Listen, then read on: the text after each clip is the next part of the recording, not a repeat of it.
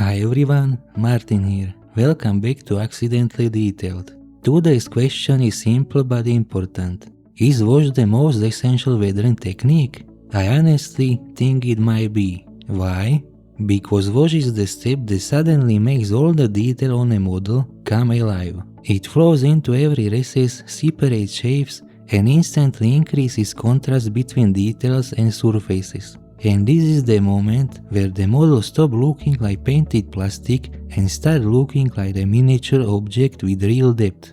Without it, even well-painted model can look strangely unfinished, because the detail just doesn't pop.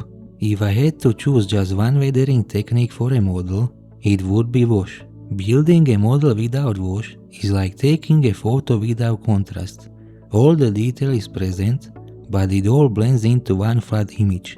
Both depend on each other to feel complete. Enough theory, let's start washing. For wash, we need to choose shades which give us enough contrast but do not go too far. Too much contrast will turn our model into a paper model style. Here I choose Winter Streaking Grime for most of the areas, then Interior Wash for areas which are mostly white. In my opinion, all shades you see on screen are suitable for whitewash vehicles. First we need to prepare a palette. I use aluminum foil to cover a palette, which I then throw into the trash after work. This way I avoid the need to clean the palette. Important: shake pre-made washes well before use. This mixes the pigment properly with the thinner, then drop some of the product onto the palette.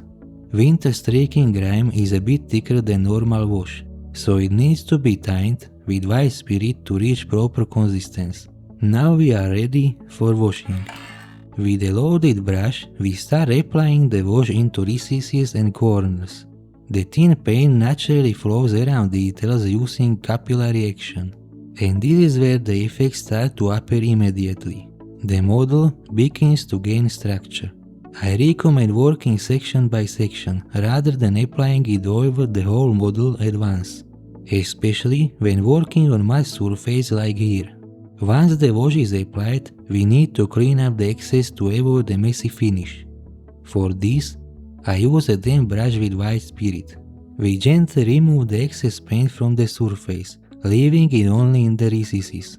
This step is where control really matters, because it defines the final sharpness of the effect. Because the brush quickly loads with pigment, we clean it regularly. In some areas, brush cleanup can be difficult. For those spots, I use a makeup sponge instead.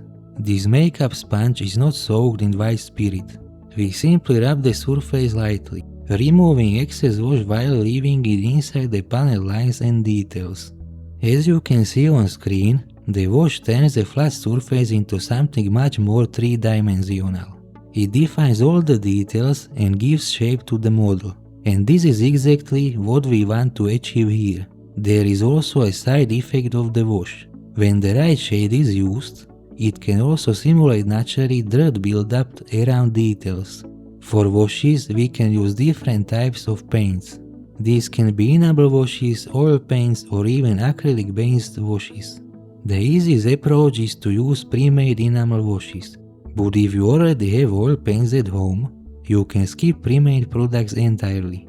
I needed a pure black wash for deep shadows between the engine grills. First, I left the oil paint on a piece of cardboard to absorb excess oil. Then I mixed it with white spirit to a wash-like consistency. It was then applied into the engine cover grills. The pure black creates the illusion of real gaps instead of plastic gaps. I also used the black wash on the periscopes gaps to make them look more realistic. Because wash on matte surface can leave a messy finish in some areas, I decided to improve it. I repainted some details and raised surfaces. For this, I used white acrylic paint, same to the mapping technique from the previous episode. This also helped the welds stand out more and gave them better definition. I would like to mention one thing. Doing wash on matte surfaces is the most difficult. It absorbs paints, especially enamel and oil washes, very quickly into itself. So if you are starting out, it is better to begin with a satin surface. It gives you more time for corrections and also lets the wash flow more smoothly. There is even a trick some people use. First they spray the model with glossy varnish, apply the wash, and then seal it with matte varnish. But I personally do not like this approach, so I prefer to fight directly on matte surface instead. So guys, this episode is coming to an end. Here is the T-34 rotating. As you can see, everything is more defined and the details are clearly visible. That is the real purpose of wash. It brings structure, depth and readability to the model. And in my opinion, it is the most important weathering step we have. Because without wash, the model simply doesn't fully communicate its details. In the next episode, we will add some chipping. Thank you for watching and I wish you all the best.